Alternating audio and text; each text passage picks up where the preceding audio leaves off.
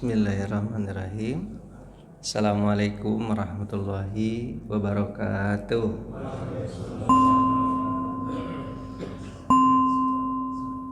Alhamdulillah alladzi bi ni'matihi tatimmus shalihat. Asyhadu an la ilaha illallah wa asyhadu anna Muhammadan abduhu wa rasuluhu la nabiyya ba'da amma ba'du. Jemaah yang dirahmati Allah, kita bersyukur kepada Allah atas segala nikmat dan limpahan karunia-Nya. Kemudian salam dan salawat kepada Nabi besar Muhammad sallallahu alaihi wasallam. Jemaah yang dirahmati Allah, kita lanjutkan kajian kitab Al-Mawsu'ah fi Akhiriz Zaman wa Malahim Al-Kubra, ensiklopedi akhir zaman dan peperangan besar. Buku ini ditulis oleh Muhammad Ahmad Mubayyad, orang Palestina. Ini sebenarnya cocok dibahas dalam kondisi saat sekarang ini, bagaimana pergeseran dunia ini hari ke hari menuju ke kiamat besar, kiamat kubra. Maka judul buku itu adalah Mawsu'ah fi Akhiriz Zaman wa Malahim Al-Kubra, ensiklopedi akhir zaman dan peperangan besar. Jadi kalau nanti terjadi peperangan besar, Bapak Ibu sudah ada ilmunya, ada siap gitu. Kan mengarah-arah sudah ke situ, Pak. Buku ini lanjutan dari buku tukaran dari buku At-Tazkirah fi Ahwalil Maut wa Umuril Akhirah. Jadi kita dulu awalnya di Sabtu pertama ini bahas buku At-Tazkirah fi Ahwalil Maut wa Umuril Akhirah, pengingat kepada kematian, urusan-urusan akhirat, yang ditulis oleh Imam Al-Qurtubi. Itu sudah selesai sama kita bahas. Ada 2 jilid kemarin tuh sudah selesai kita bahas. Bagi Bapak nggak terasa ya? udah lama itu ya. Ada 2 tahun 3 tahun itu ya buku itu. Nah, selesai dibahas. Sekarang baru buku ini. Jadi Bapak jangan ingat lagi buku At-Tazkirah nih, tapi ini bukunya Bapak Al-Mawsu'ah fi Akhiriz Zaman wa Malahim Al-Kubra, ensiklopedi akhir zaman dan peperangan besar, yang ditulis oleh Ahmad Muhammad Mubayyad, dokter dia Pak, dokter di Al-Azhar Kairo, Mesir. Baik, Bapak Ibu yang dirahmati Allah, kemarin kita udah bahas tentang tanda-tanda kiamat yang terjadi pada masa Rasulullah. Jadi tanda-tanda kiamat yang terjadi pada masa Rasulullah itu diutusnya Nabi Muhammad. Itu artinya kiamat sudah mulai terbuka. Jadi kalau belum diutus Nabi berarti belum kan ada hari kiamat. Sekarang sudah ada Nabi berarti sudah mulai terbuka pintu untuk hari kiamat. Itu pada masa Nabi, terbelahnya bulan, keluarnya air di tangan Nabi Muhammad. Nah, semuanya itu Pak ya, udah disebutkan pada masa Nabi. Kemudian tanda-tanda kiamat lagi dan terus bergeser itu Pak, terus bergeser, yaitu tanda-tanda kiamat yang terjadi pada masa Khulafa'ur Rasyidin. Apa aja itu Pak? Perang murtad, perang dengan orang-orang murtad, tidak mau membayar zakat, gitu kan? Kemudian nabi palsu, kemudian terbunuhnya Umar bin Khattab, terbunuhnya Utsman bin Affan, terbunuhnya Ali bin Abi Thalib. Kemudian ditutup dengan kemarin itu Amul Jamaah, kata Nabi. Apa itu? Amul itu tahun persatuan. Kapan itu terjadi? Pada masa Muawiyah bin Abi Sufyan. Setelah Ali meninggal, kemudian Hasan menyerahkan kekuasaan kepada Muawiyah bin Abi Sufyan. Terjadi persatuan yang sangat besar antara siapa? Dua kubu besar kaum muslimin dari pihak Ali dan pihak Muawiyah. Itu terakhir itu, Pak. Terakhir. Itu artinya selesai tanda-tanda kiamat yang terjadi pada masa Khulafaur Rasyidin.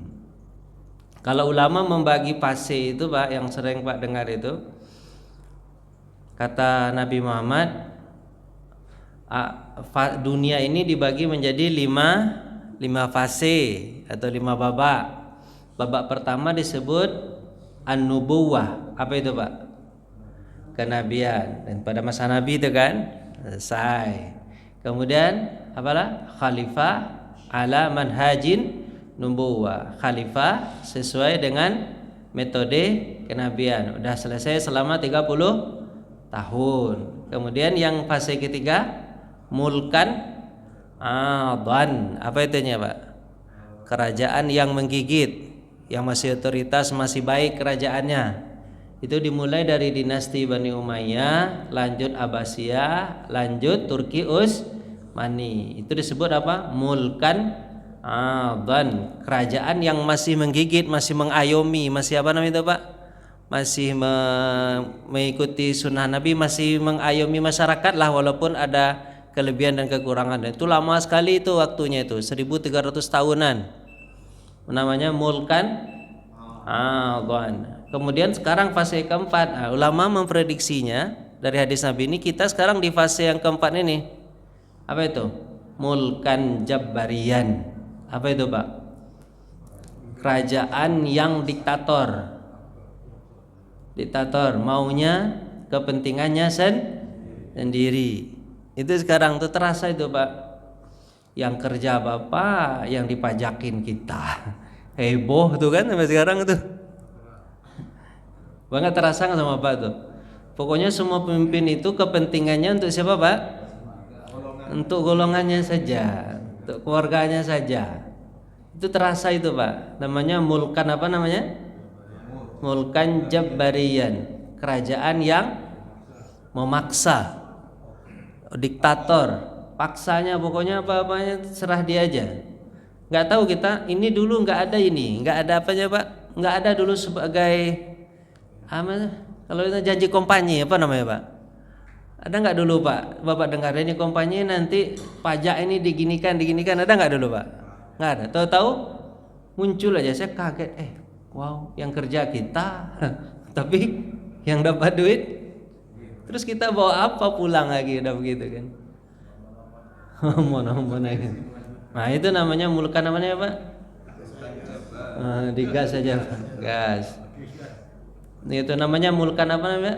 Mulkan jabbariyan, kerajaan yang diktator. Kemudian tapi Bapak jangan sedih, ada yang kelima ini. Yang kelima ini belum terjadi, kata ulama. Apa itu? Mulkan apa tuh? Khilafah ala manhajin nubuwah. Akan ada lagi khilafah sesuai dengan manhaj kenabian. Jadi di sini ini kita harus yang kelima ini harus apa tuh? Harus punya optimis menciptakan kondisi baru lagi hingga apa, Pak? Hingga kita khilafah ala manhajin nubuwah. Jadi kepemimpinan tersebut seperti kepemimpinan siapa nanti? Abu Bakar, Umar, Utsman, Ali. Mereka itu melihat harta rakyat itu seperti harta anak yatim, kata Umar. Aku melihat duit negara ini, Baitul Mal ini seperti harta anak yatim. 1% pun aku tidak akan ambil. Kenapa? Karena kalau aku ambil bahaya. Ini harta anak yatim. Sekarang kalau pemerintah di mana saja di seluruh dunia ini melihat harta kekayaan negara itu milik anak yatim, milik bersama atau milik pribadi, Pak? Gitu. Milik pribadi merasa. Mau dia mana itu serah dia aja kan? Jadi gitu, Pak. Jadi Bapak harus optimis di sini nih. Ada satu optimisnya apa teman? Khilafah ala manhajin nubuwah yang kelima. Baik Bapak, buku ini dilanjutkan setelah membahas tentang fase-fase yang terjadi pada masa Khalifah Rasyidin, tanda-tanda kiamat pada masa Khalifah Rasyidin.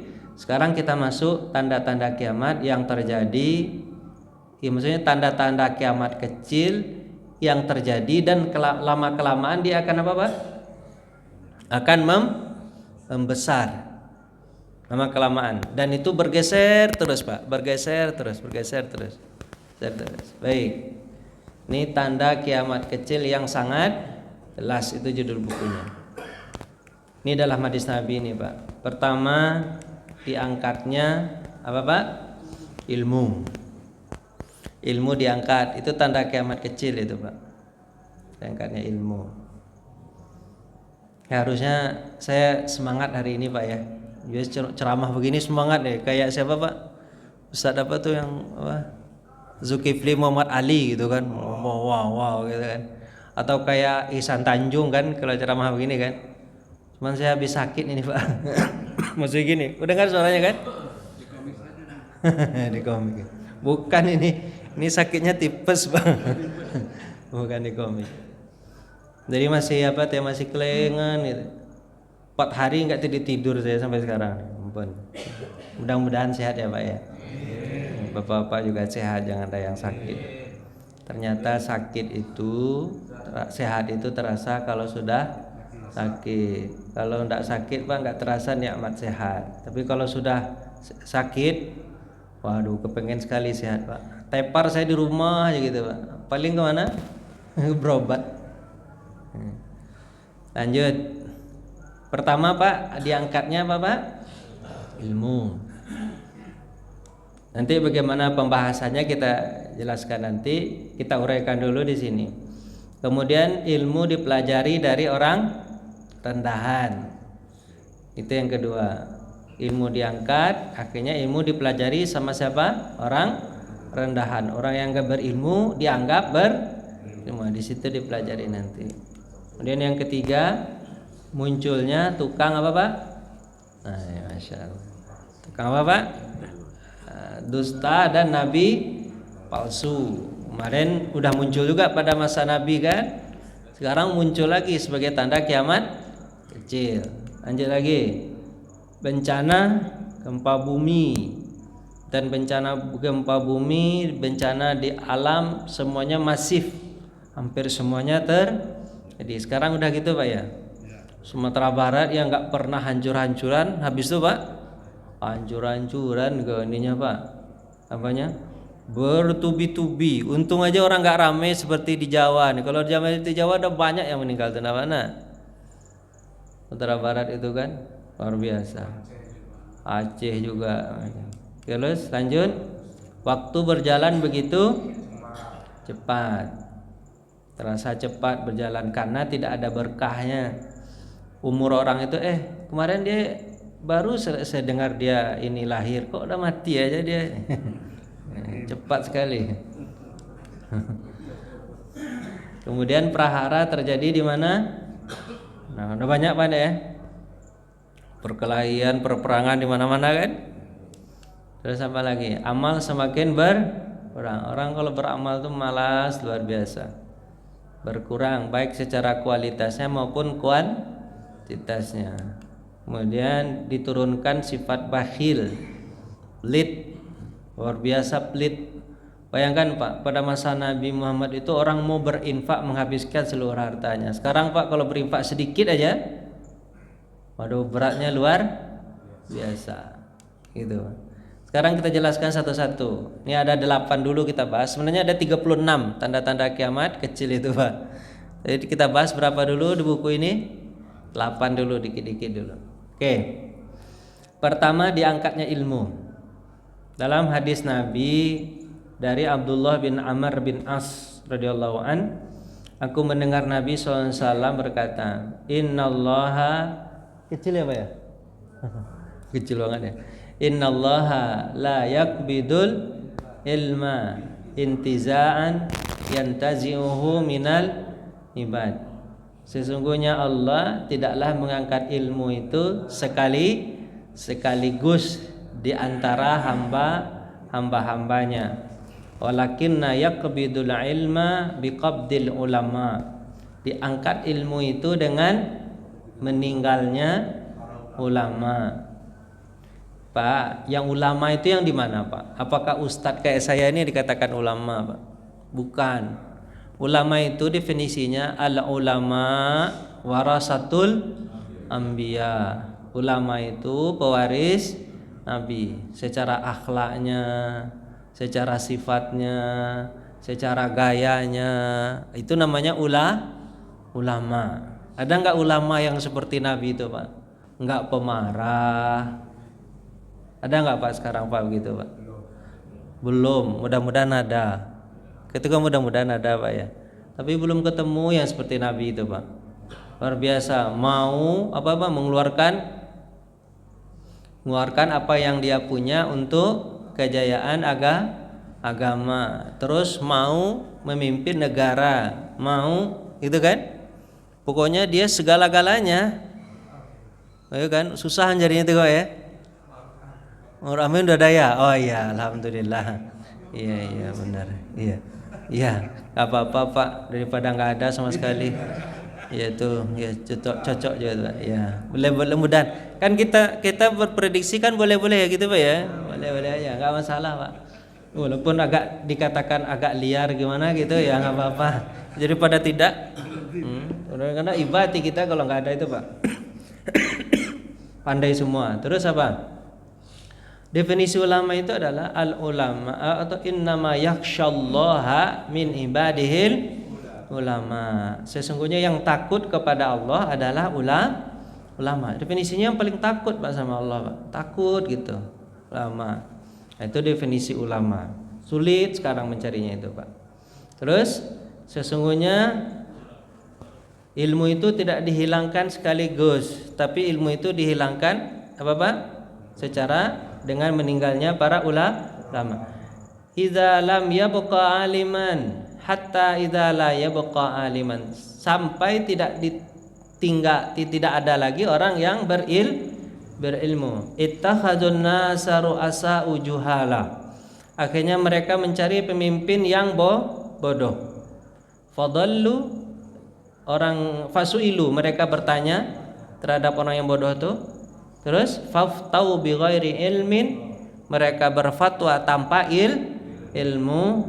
Fadallu wa adallu, mereka sesat dan menyesatkan. Nah, itu kata Nabi Muhammad sallallahu alaihi wasallam. Hadis ini riwayat Bukhari. Jadi begitu cara Allah mengangkat apa, Pak? Ilmu. Dengan meninggalnya para ulama. Ini pada saat Haji Wada nih, cara diangkatnya ilmu. Rasulullah SAW bersabda di depan orang-orang. Ketika itu beliau membonceng Fadl bin Abbas. Berarti siapa nih, Pak, Fadl nih, Pak? Sepupu Nabi. Nah, di atas onta berwarna putih agak gelap. Beliau bersabda, wahai manusia, tuntutlah ilmu sebelum ilmu itu tersebut dicabut dan diangkat. Maka ada orang Arab Badui menyela sabda Rasulullah SAW, bertanya kepada Nabi, wahai Rasulullah, bagaimana mungkin ilmu itu diangkat sedangkan di sisi kami terdapat lembaran catatan dan kami pun telah mengajarkannya kepada istri dan anak-anak kami dan bahkan para pembantu kami. Maka Rasulullah SAW menengadahkan mukanya dan terlihat roma di mukanya itu agak memerah. Kenapa? Ini orang nggak paham maksudnya. Ini orang nggak paham maksud Nabi itu. Kita bacakan maksudnya itu, Pak, gini. Bukan ilmu yang tertulis itu yang dimaksud, tapi ilmu apa tuh, Pak? Hati itu, Ya kan, banyak orang yang sholat tapi khusyuk nggak ada kan? Nah, coba lihat nih bacanya nih. Memerah, pertanda beliau sedang marah. Kemudian beliau bersabda, celaka kamu, lihatlah orang-orang Yahudi dan Nasrani.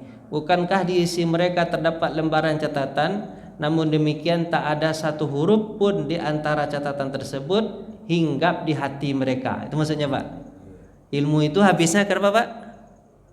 Karena bukan catatan itu. Sekarang orang nulis buku banyak nggak, Pak? Banyak. Tulis buku banyak. Walaupun buku nggak laku sekarang, tapi PDF kan ini gampang. Orang bikin jurnal mudah sekarang. Bikin jurnal pakai EA, jadi. Dulu susah kan nulis buku, sekarang gampang sekali nulis buku. Bukan itu yang Nabi maksud, tapi ilmu apa Pak? Hati, pemahaman kepada Allah. Namun demikian tak ada satu huruf pun dicatat itu. Dan ingatlah sesungguhnya hilangnya ilmu adalah dengan wafatnya para pemiliknya. Maksudnya siapa Pak? Ulama. Dan Nabi mengulang itu berapa kali Pak? 3 kali. Jadi Pak, Pak lihat, gini contohnya. Pak, ulama dulu yang betul-betul kita agung-agungkan dulu ya, yang sekarang belum ada pengganti, misalnya Buya Hamka. Ada nggak Pak penggantinya seperti Buya Hamka Pak? Muhammad Nasir, ada nggak penggantinya sekarang Pak? Menggantikannya ada nggak Pak? Nggak ada Pak. Ya Habib Rizik mungkin ya, pokoknya begitulah. Ada lah apa deh, pada tidak. Ada kan? Sekarang Kak Adi Hidayat penggantinya gitu Pak ya. Mudah-mudahan itu pengganti Buya Hamka Pak ya. Tapi kerasa itu Pak, terasa nggak Pak? Rasa sosok Buya Hamka itu seolah-olah nggak hadir lagi di tengah-tengah umat. Ada nggak terasa nggak Pak? Nggak ada penggantinya yang pas gitu, yang betul-betul menggantikan gitu. Nah, terus misalnya meninggal gampang aja nih, yang paling dekat sekarang nih, Ma'mun Zubair misalnya. Ada nggak penggantinya Pak?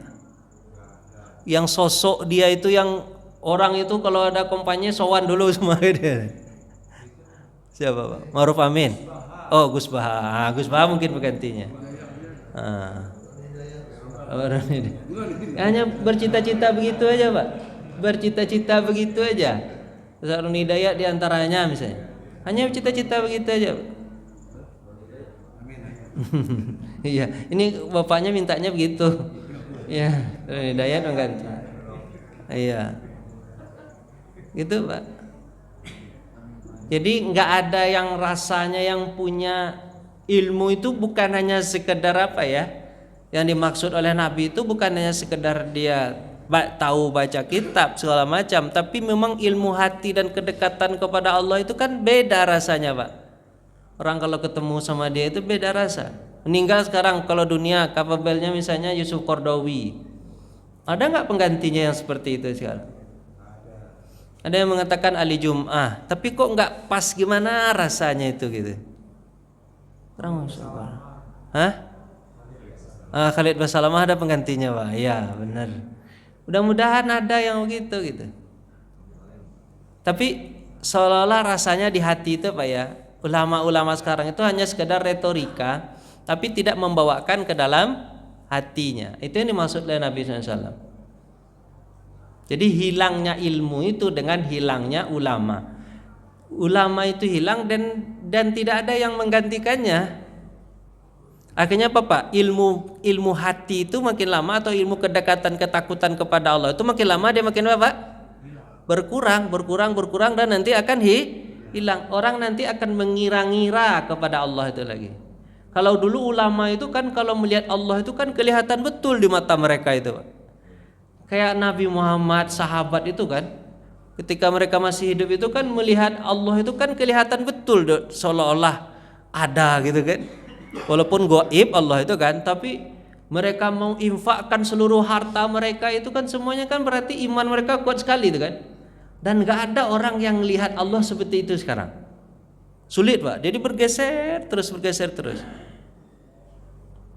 Bukan berarti itu kesalahan keinginan Allah, tapi kesalahan kita yang tidak mau mengasahnya. Artinya begini Pak, orang dulu bisa, sebenarnya kita sekarang bisa, cuma hati kita banyak ditutupi oleh nafsu dunia. Itu penyebabnya. Tertutup oleh nafsu dunia hingga basirahnya, hatinya tersebut tidak terbuka betul kepada Allah. Takutnya enggak terasa kepada Allah. Nanti dia dilanjutkan berikutnya apa yang dimaksud hilangnya ilmu itu Pak. Nih, benarkah yang dikatakan oleh Burdada, ini maksudnya nih. Jika engkau mau, aku akan mengatakan, ini hadis yang lain Pak. Ini penggalan hadis. Ilmu pertama kali dicabut adalah apa Pak? khusyuk. Itu maksudnya ilmunya, Pak. Jadi ilmu bukan ilmu, maksudnya ilmu apa deh? Ilmu khusyuk itu kan ilmu ingat Allah tuh, Pak. Banyak orang sholat tapi khusyuknya gimana? Hilang. Dan susah sekali mempelajari cara khusyuk. Banyak teori mempelajari secara khusyuk tapi nggak khusyuk. Padahal dulu pada masa Nabi, pada masa orang-orang dahulu itu teori khusyuk nggak banyak, Pak, tapi mereka khusyuk sholat. Itu maksudnya ilmu itu hilang. Kalau dulu kan, saya ingat dulu tuh, Pak, ya. Ada dulu saya tapi saya nggak lupa namanya. Kalau di Padang itu dulu, dia kalau ceramah itu, Pak, bawaannya ke hati itu. Saya dengar itu beda tuh, Pak. Masuk gitu. Dia ngomongnya tuh lembut aja. Nah, ada dulu namanya Jamaris Ajis dulu. Dia meninggal dia. Buya Jamari Ajis dulu di Padang Sumatera Barat. Memang dia nggak terkenal gitu. Cuman kalau dia ngomong itu, Pak, gitu, enak gitu dengar ya, Pak. Ketika dia meninggal dunia, kok nggak ketemu lagi orang yang seperti itu. Yang adanya cuman retorika, ngomong kayak gini aja nih, retorika gitu. Yang ngomong masuk ke hati itu, Pak, susah nyarinya, Pak. Karena orang yang ngomong dengan hati akan sampai ke hati. Biasanya orang yang seperti itu dekatnya kepada Allah luar biasa. Dulu ada, Pak, pada masa saya kecil dulu. Ketika dia pesantren dulu, Pak, saya dengar tuh kalau dah Buya Jamar, dia dengar di masjid, Pak. Kalau dia ada ceramah tuh, Pak, enak dengarnya tuh, Pak. Ya tapi terasanya itu setelah dia meninggal. Ketika dia masih hidup, orang biasa aja sama dia. Ketika dia meninggal, baru sosoknya hilang di tengah masyarakat. Jadi yang hilang itu apa, Pak? Khusyuknya hilang.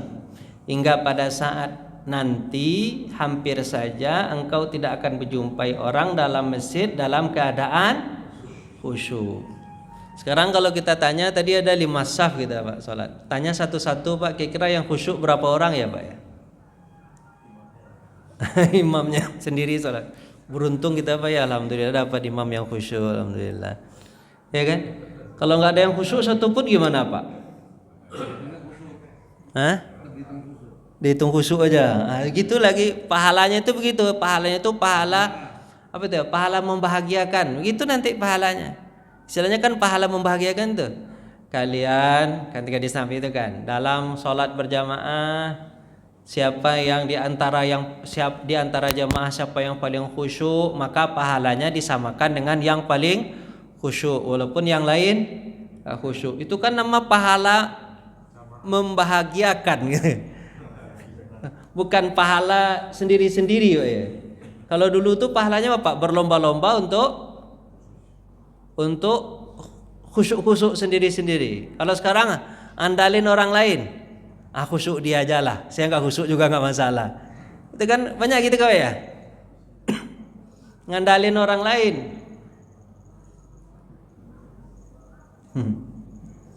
Susah, Pak, itu. Jadi ilmu yang dimaksud itu bukan ilmu apa yang zahir, tapi ilmu batin yang dekat kepada Allah, itu yang dihilangkan. Lanjut. Umatku ini akan konsekuen terhadap syariah. Kalau untuk syariah konsekuen, kata Nabi Muhammad SAW, selama di tengah-tengah mereka tidak terdapat 3 perkara. Selama 3 perkara ini masih ada, mereka untuk menjalankan syariah pasti masih konsisten konsekuen. Selama ilmu belum dicabut dari mereka. Yang kedua, selama di tengah mereka tidak banyak terdapat anak-anak hasil hubungan zina. Kemudian yang ketiga, selama di tengah-tengah mereka tidak terdapat sekarun. Jadi syariah ini pasti akan tetap ada langgeng di tengah-tengah masyarakat, kata Nabi, karena ada apa, Pak? Jika tidak ada tiga hal. Tapi kalau 3 hal ini ada, maka syariah itu pun nanti akan hilang. Apa yang pertama?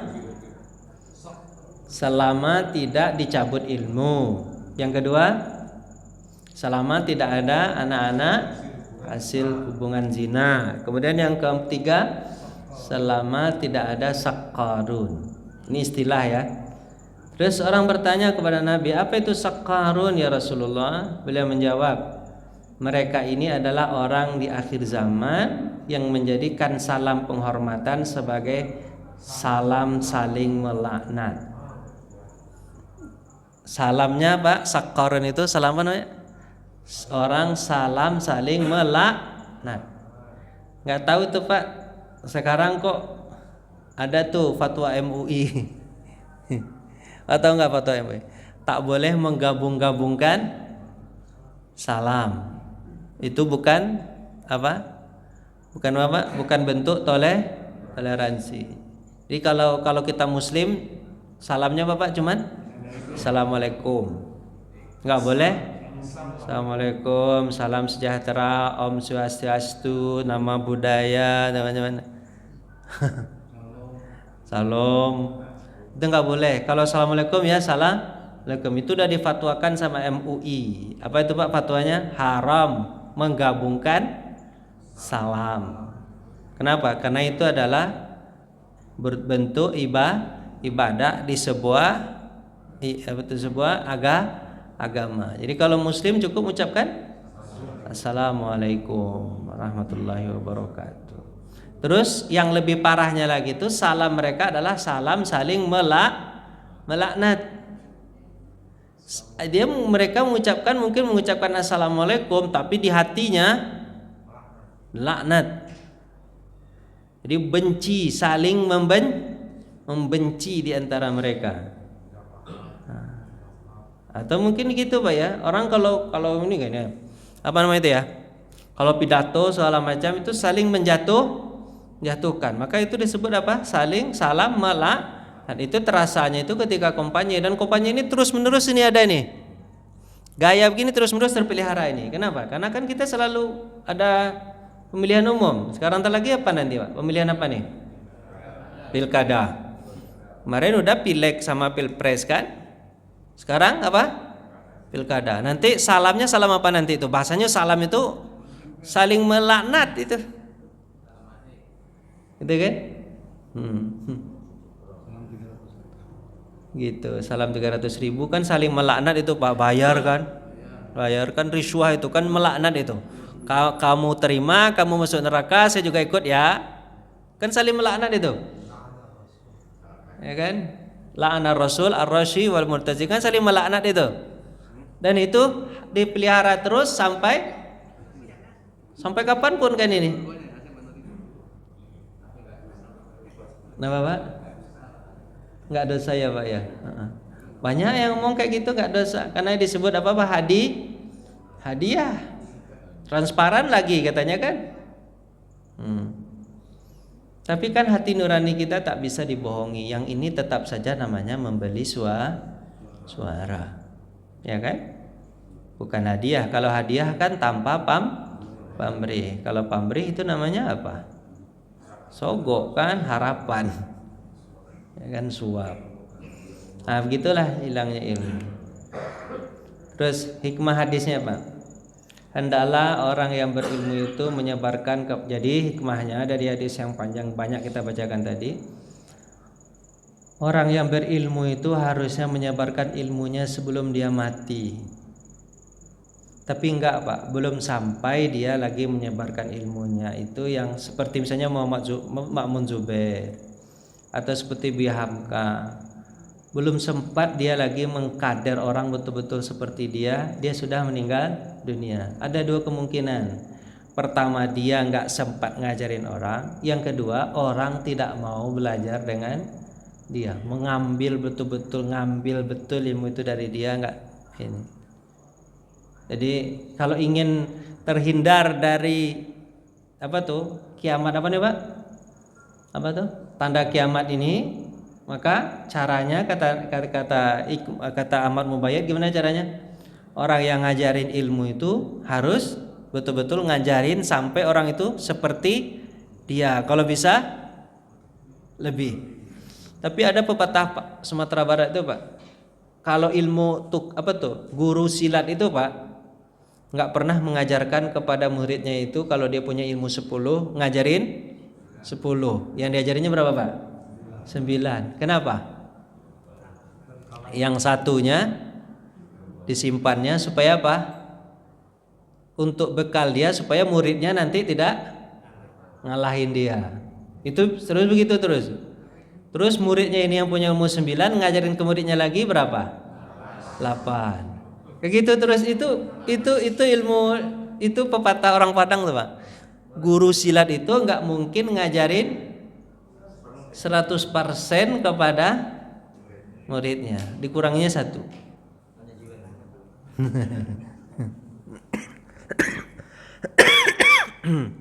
Lanjut. Makanya Pak, kalau ingin terhindar katanya begitu. Kemudian yang kedua, termasuk tanda diangkatnya ilmu itu adalah tidak menerapkan dalam kehidupan yang nyata. Ilmu itu hanya retorika, suruh berzakat, suruh berinfak, suruh segala macam. Itu hanya sekedar retorika. Kenyataannya suruh sabar, suruh ikhlas, suruh segala macam, itu hanya retorika. Kemudian yang ketiga, ilmu itu hanya untuk mencari dunia, ya kan? Semenjak saya kecil aja dulu, ketika saya pesantren, kan di kampung saya belum pernah ada orang pesantren, Pak. Saya orang yang pertama nyantri pesantren. Itu orang-orang kampung tuh nanya itu, ngapain pergi ke pesantren? Paling nanti tuh jadi pakiyah gitu. Kalau orang kampung saya namanya pakiyah. Bapak tahu nggak pakiyah?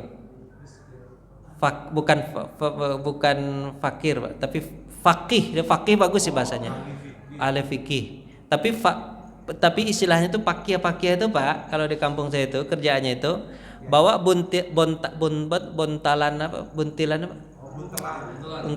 itu tuh minta sedekah ke rumah-rumah, kan, untuk makan, terus kasihnya apa, 1 tekong beras datang rumah setiap hari Jumat.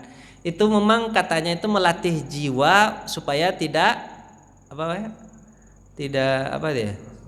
tidak minder gitu. Jadi datang ke rumah orang setiap Jumat itu minta, itu namanya pakih tuh. Dibuat buntalan karung tuh untuk kasih sedekah sama orang. Kayak santri itulah. Itu nama dulu kampung saya tuh pakih dulu. Apain tuh jadi itu gitu kan? Paling nanti kerjaannya apa? Bahasa kasarnya itu pakih itu dalam istilahnya Pak, minta sumbangan itu. Itu dulu Pak. Sampai sekarang tuh lebih parah lagi mungkin. Begitu kan. Cuma sekarang bergesernya nggak ada peminta-minta, tapi sekarang orang kalau nyengolahin anaknya ke pesantren tujuannya bukan anaknya jadi ulama, tapi apa? Bagus sih tujuannya anaknya baik, tapi yang dimasukkan siapa? Pesantren nih. Anak-anak nakal yang tidak diterima di sekolah negeri masuk ke pesantren, ya kan? Ya kan, pesantren supaya apa, anak ini jadi benar gitu kan. Kalau dia nggak benar dimarahin gurunya, kiainya kan.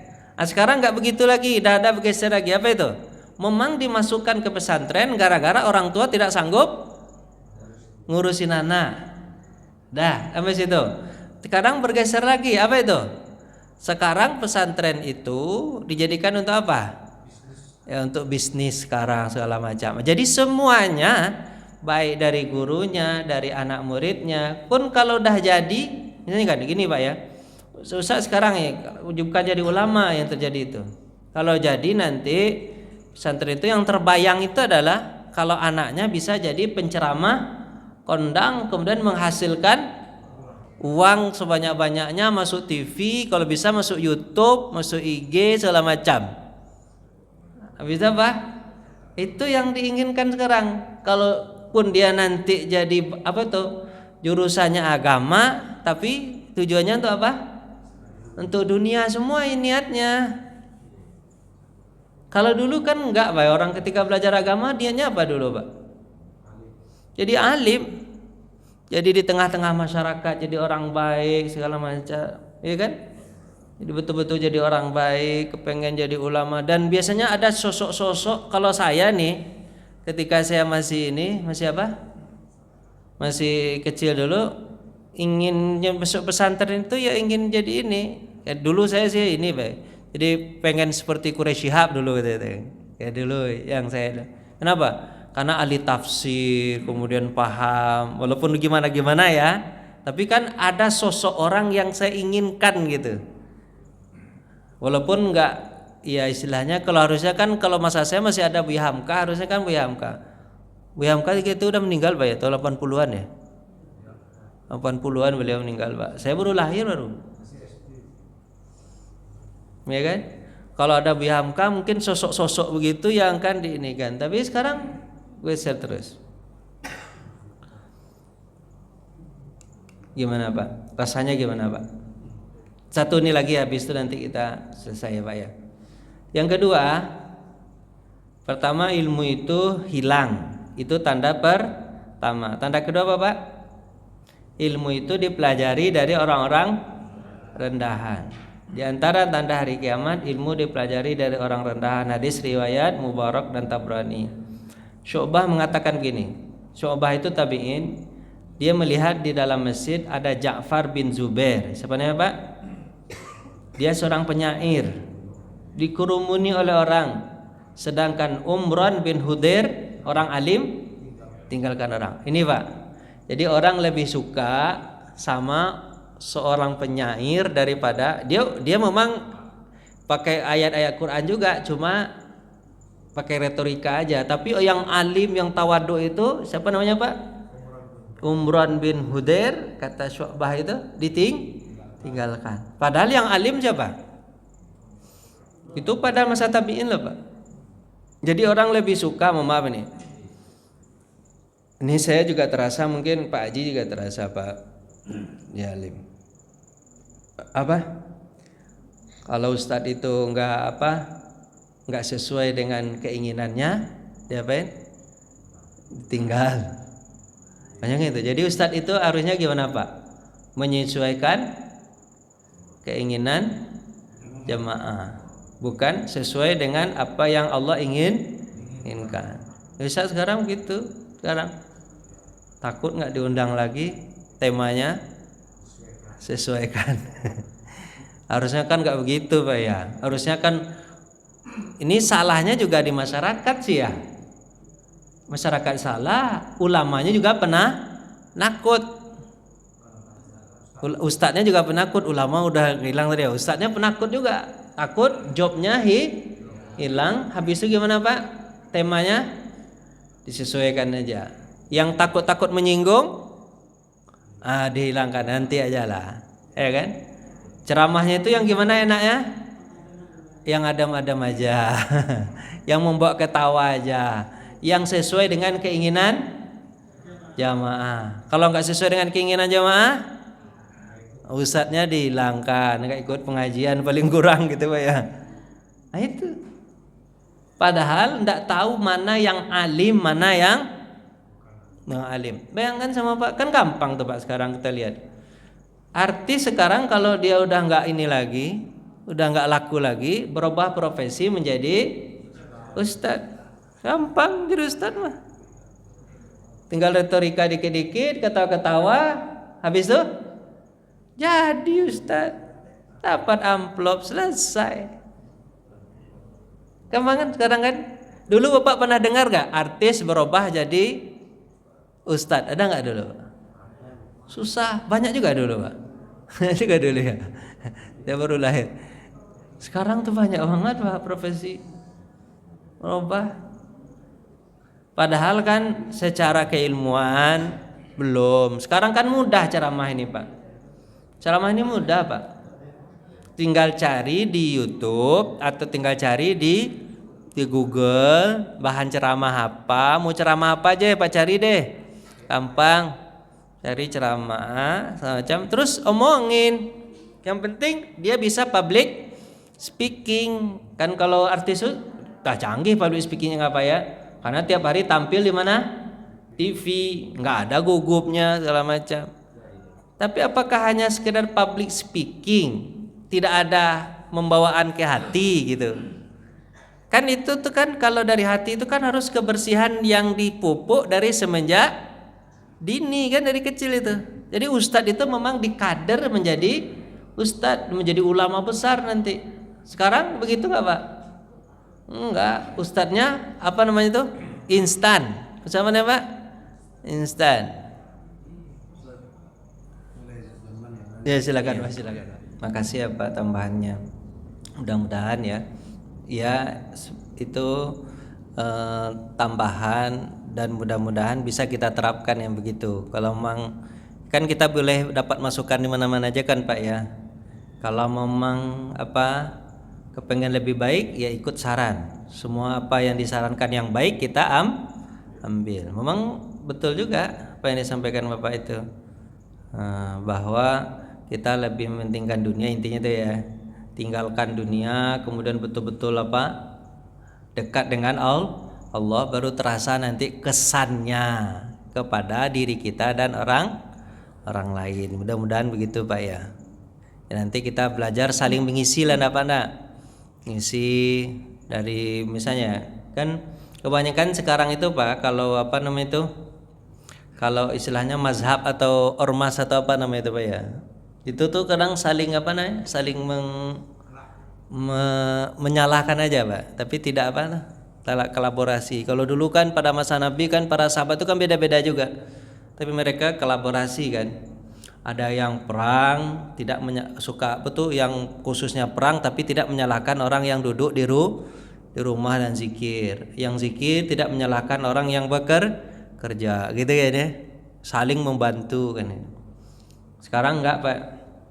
Yang duduk nyalahin yang berdiri, yang menyalahin diri duduk yang berbaring, semuanya saling nyalahkan. Itu yang sekarang itu yang terjadi pelemahan di tengah-tengah masyarakat.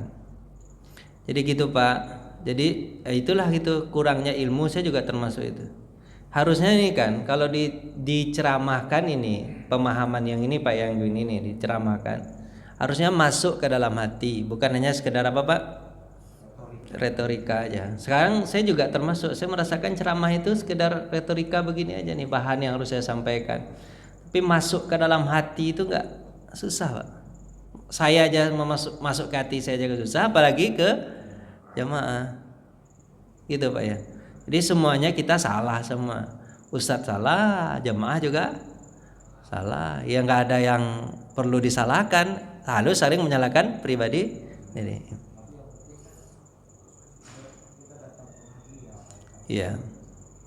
ya minimalnya aja. Daripada tidak sama sekali lagi kayak tadi lagi Pak Haji. Enggak kayak dulu kalau ceramah pada masa Nabi itu kan, kalau sahabat itu bilang apa? Saya kalau ketemu sama Nabi Muhammad tuh seolah-olah dunia sama surga itu kelihatan betul gitu. Enggak ada majelis yang begitu sekarang Pak. Ya daripada tidak, istilahnya daripada terlalu cepat kiamatnya, paling kurang diperlambat. Itu intinya begitu, jadi diperlambat aja dikit-dikit ya. Enggak, jangan kalau Bapak hilang pula nih semua nih. Ada cepat banget udah. Cepat sekali.